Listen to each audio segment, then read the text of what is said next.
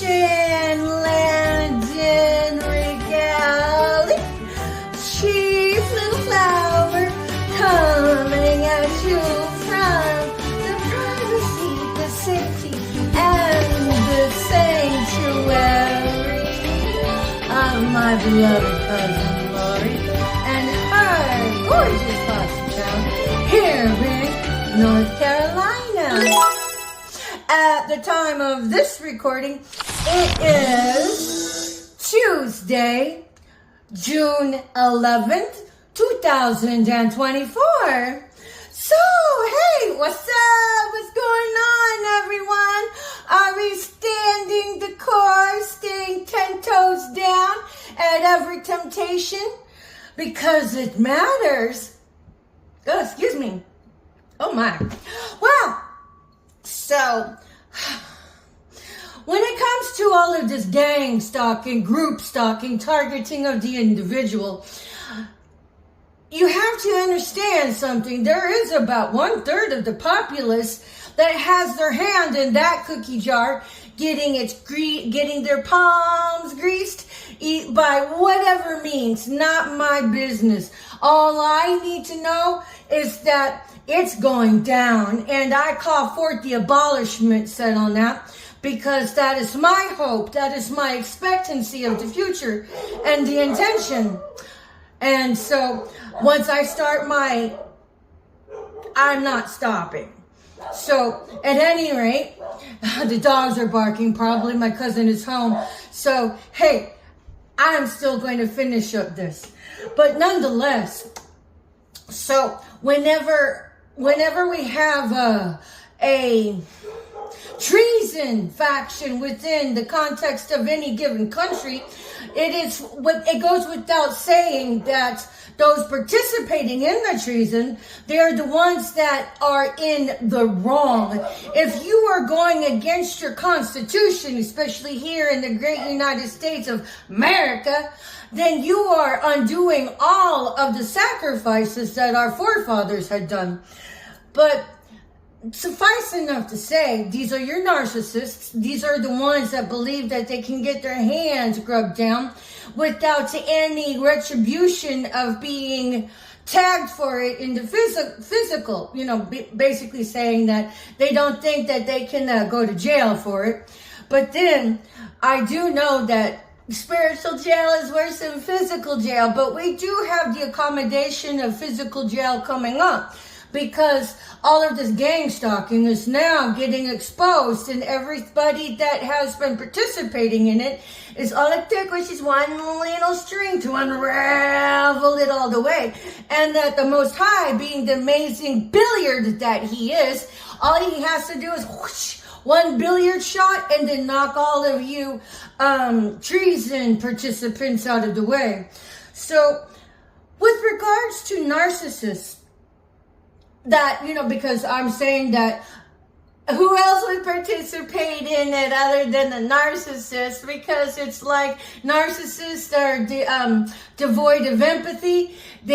All they care is about getting their grub down. I mean, because, hey, we all have problems here. We all have monetary challenges, and just because you can come up off the detriment of somebody else, never made it an honorable equity to buy into for in any kind of energy of investment. Because what happens next is that whatever you had invested out into the universe is what's coming back to you. So I'm looking forward to all of my investments coming back to me, because I have been upright. I haven't been perfect in all of my life, but I had made my way into my north node, and this is from where I have been attacked. But being a gang-stalked individual, it's like being put on Front Street and having everybody around you orchestrated. It's the Truman Show. But how do you know who is a perpetrator? Well, basically, all you gotta just concern yourself with is just living upright and ethical. If you can do that, then you don't have to worry about getting sucked into a into a horrible mess that the gang stalking presents to the community at large. So somebody says, hey, I want to give you some money to run intel on somebody. That's an abomination of privacy. If you get caught up in that, you will get your hand slapped and get the smackdown of the Most High for that in the 5G, so whatever. But furthermore, when it comes to narcissists, what I want to say is, when a narcissist usually, of course, is duplicative nature, they're two-faced. While they're running game on you in one way, there's no way somebody that's running game on a targeted individual you can trust, because they'll be nice to your face and then turn around and shiv you in the back. That is duplicative nature. So when somebody is two-faced, duplicative nature, the analogy would be they have a mask. So with regards to the mask, when upon meeting somebody, you may not necessarily be able to distinguish a sense of display of duplicity, but whenever the mask slips, believe that and ghost them. You don't have to tell them why. You don't have to be sanctimonious about it. You can detach and respect and just mind your own business. My talk today is about when the mask slips. So whenever you see a mask slip, how that might present to you would be one out of character. One, you may be wondering, why doesn't this add up? Because if you notice a behavior pattern that's not consistent with somebody that you know, that's because they're not being completely honest. They're giving you one face while presenting another face to somebody else. So whenever these people run the duplicit nature of the gang stalking, they're two-faced bitches, most of them narcissists, and all they care about is coming up on the detriment of somebody else. They may feel overbridled with their monetary obligations, but bitch, we all got monetary obligations. None of your monetary obligations ever honors being duplicit. So, that there is a detriment to one's own soul. So, but nonetheless, this is my for instance. I have been alleging that my ex-husband, Timothy Paul Regali, and his mother-in-law, Barbara Christine Lyles Regali, my ex-mother, and his whole family, his father, Paul Douglas Regali, and his sister, Monica Regali, and her baby daddy, Brian Rice, have been spearheading all of this gang stalking on me. And of course, in tandem with Marcella Maria Landon Comiskey, her came to my able. And of course, my ex friend that I had adopted as sister and got my children to call her aunt because I loved her. Dawn Renee Barber, my allegations. But with regards to Timothy Paul Regali, my ex-husband, we met each other whenever he was 15 and I was 19. But the introduction of his energy into my life was, I hadn't met him yet. And I must have been, probably around 19. And, we're still a close family unit back at home with my biological parents. My mom and my dad and Marcella Maria and Landon Comiskey. There was 4 of us in the house plus Sugar the cat. And so one night, it was already evening, my dad woke us. I mean, he brought me and my sister to the driveway and basically said that we were attacked with racial slurs. Somebody had wrote onto our property, Gook, G-O-O-K, and egged their house, and then put fireworks in our mailbox, and basically destroyed our property. And so, but my dad wanted us to let us know what was going on. And so that basically it was a hate crime.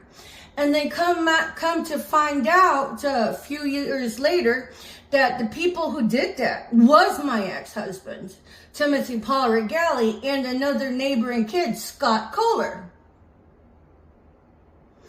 And so at that time, I'm like, oh, how funny, and I'm like, of course he didn't mean it, bitch. When these people do stuff like that, yes, they mean it. And so just because that Timothy supposedly developed feels for me, you have to understand something, that whenever somebody is raised out of a hornet's nest like that, no matter what kind of bond they may have with you, there's always going to be the chatter in the background as running interference throughout the length of that relationship. And then so fast forward some time later, whenever me and Timothy had a committed relationship, he had a friend commit suicide. Mitchell, I don't remember his last name. Basically, Mitchell had taken a gun to his head, shot himself, and he had just gotten so wrapped up in his drug use, that was his way out. And so whenever I had seen, we had gone over to a mutual friend's house. This was his friend, and people were mourning.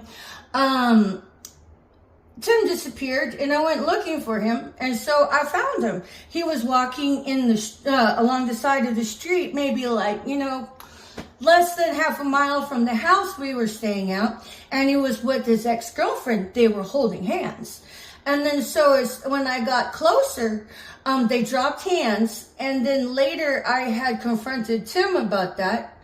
Like, why were y'all holding hands? And then basically he had said to me, you didn't see anything. I'm like, whoa. So I completely let it go. I'm like, okay, first off, this is when I decided to choose my battles. The guy is grieving. And so if this relationship meant anything to me, I would just let it slide. Well, come to find out many years later, that was just, that was dormant, because I had gotten completely gaslit to my face, whenever we had children. And so I had to pick my battles. And so, and now come to find out that it is my allegation that Tim and his family had been part of the gang stalking community before I had ever met him, as evidenced by if somebody did this to you, somebody had taken a finger to the forehead, it was like, did that to you every day. That would drive you crazy. And that basically you would implode. And then so, which is the part of the crux of all of this gang stalking, with breaking and entering into whatever home, whatever car they have, and incrementally vandalizing something just to create the oppression, just to create the suppression, just to catalyze their target into clinical depression. And then with their stupid little PSYOP assignments with talking to somebody and having you overhear the conversation, so it would take personal information of yours nobody else would know and intersperse that within the context of their dialogue. Fuck you for everybody that does that just so you can have a comeuppance in life. And when you do that, you forfeit the prosperity of divinity in your life because you chose to use satanic practices. Those are satanic practices, bitches. Into gracing your pocketbook, if you want to call it grace. It's nothing more than a string of monkey paws. And then so, come to find out years later, whenever the mask had slipped with Timothy, those were huge tells. It doesn't matter if somebody's presenting a sunny side up disposition to you. The fact is that this person has a duplicity of nature. You can't trust a damn thing. I'm like, because if somebody partakes of wicked fruit, they don't even love themselves to do it, to keep away from it. They're too lazy to depend on the divinity of what? The prosperity the Bible presents to us as the Most High. So whenever they forego the divinity that is, how the hell on earth do you think they're going to be able to honor a targeted individual they're getting their jollies off of with getting their come up off you when they can't even love themselves? So when it comes to Timothy Paul Regali, bitch, believe it whenever the mask slips. You know, you don't have to call it out. I mean, you can if you want to, but if you don't gossip about it, but if you want to help them, sure, address it. But, if not, then just quietly disengage and move on. Pray for them to have prosperity of coming into an alignment to be healed. Because there isn't anything that you could possibly do in the 3D other than importune the 5D to make the waves on their behalf. And that's the best way to move forward. So whenever you see the mask slip in anybody, especially in this day and age with all of the coven business that has reached new statistical vitality within the context of our society nowadays, as evidenced by the gang stalking. That's coven work, people. That's coven work. And so the people participating in it, whether or not they're part of the actual Hellfire Satan satanic sacrifice, they are a part of a coven, because this is all diabolic in nature. And then so the best way, and it doesn't matter how many coven people we have out there, because as per Abraham Hicks, spoken by Esther Hicks, one who's tuned in, tapped in, plugged into source is more powerful than a million who are not. So this is where you have to stand in faith. This is where you find out who you are in the walk of your faith. And this is who you are to become more developed in your walk of faith. So just because you may not be feeling it whenever the duplicity of unethical practices come to smack you up the face, it's okay if you get hurt. Just slough it off. Go to God with it and let it go. Let karma take care of it for you. And whenever you find a healthy place within the seat of your soul to not give two shits about it, and it's not to say go ahead and run around and break bread with all of the Marquis de Sades of all of this hellfire, Satan, brimstone of all this gang stalking. No, shed them from your life, most definitely. And let them do them.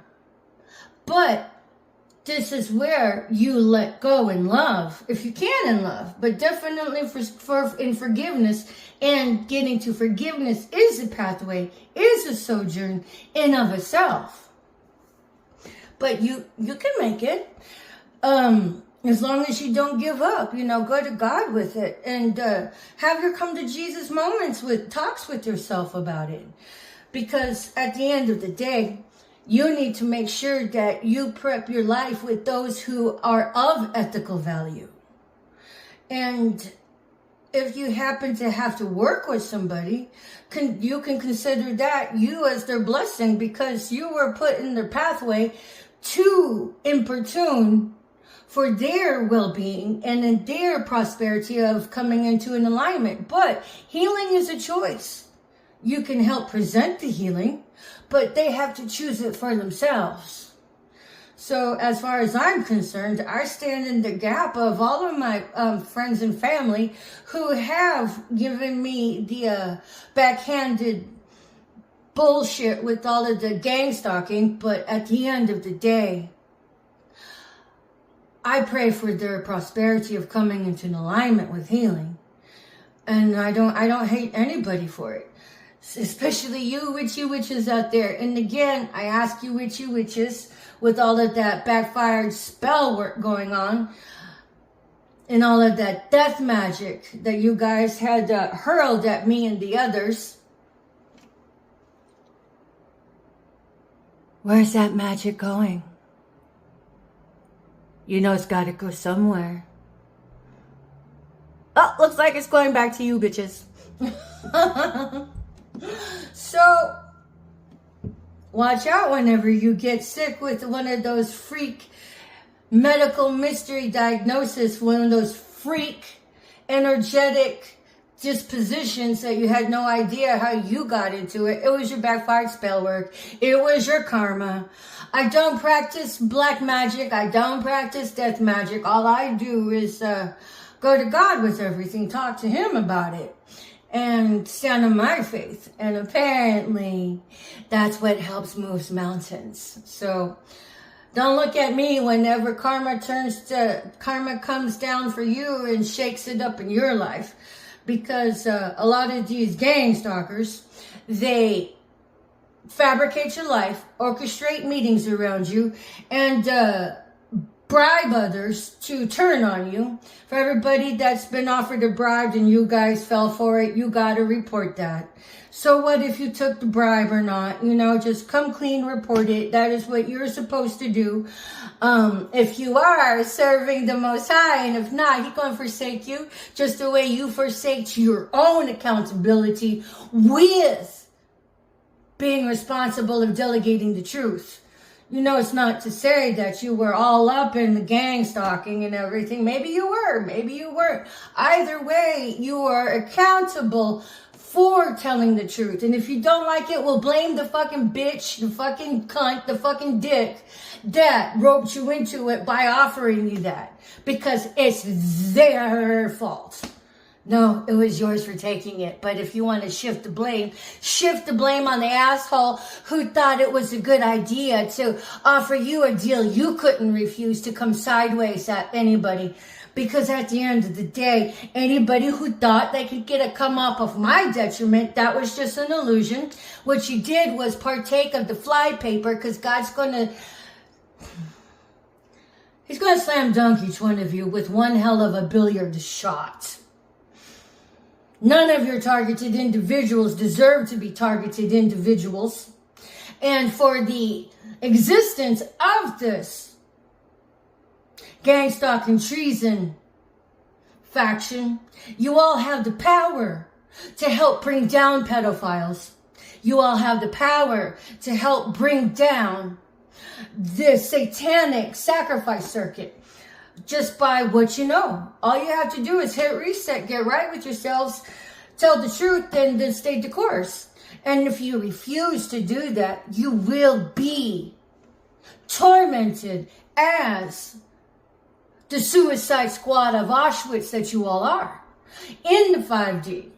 So the good news is to the rest of us is that just because the Hierophants of the 3D have chosen to abuse and exploit the power by not doing a damn thing about it, the good news is your ancestors can step in as a line of defense for you with all the archangels and all of the angels that are about the ethical practices. So reach out to the angels. Give them permission to wield protection on your behalf. Give them permission to wield the come up on your behalf. Because they're gentlemen and they're ladies. They're not going to interfere unless you ask them. So it's a spiritual battle. And if you want your protection, if you want to be protected, you're going to have to seek that. You're going to have to pray over it. But just know that when you do, you will get your answers. So, but if you haven't told the truth, that is a prerequisite. So if you want to spin your wheels in place right there, go for it. But a lot of you did a lot of harm by exploiting the kindness of others. And you're going to need to shift gears and represent the truth, because the truth shall set you free and help turn the tide for you in your favor. Like I've been saying, you can get leveled up through integrity, or you can get leveled out through the unethical practices you plugged your avatar into. It's as simple as that. And everybody believes in revelations, but nobody wants to believe that any biblical prophecy is actually being worked out right now. So, hello?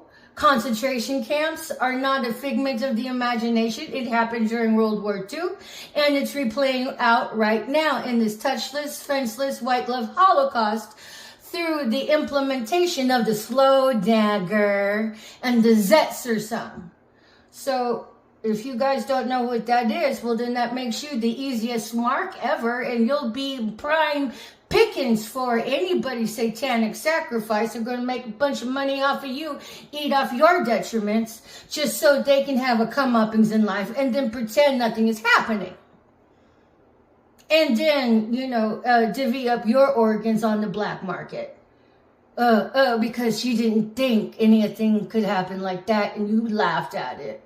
So, whatever. That's you and your brew. So if you want to make sure that your children are at risk, go ahead, ignore it. Don't ever do your own due diligence of confirming or denying information for yourselves, and just be a dud. So, that's fine. You'll do us a favor by calling yourselves out, because we need movers and shakers here that are of upright ethical practices.